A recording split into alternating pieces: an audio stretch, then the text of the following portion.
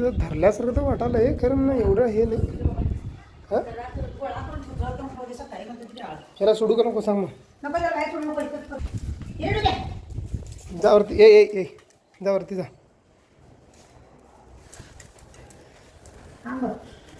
नाक लावतं बोललं. हे पायात अडकलं पाव उचल विचल नाही त्याला खालती जायचं आहे.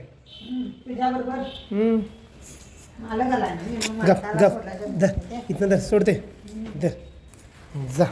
ये जा गच्चीवर जा कोंबड्यांबरोबर खेळत जा. फिरून बघताय बघा. टाटा टाटा.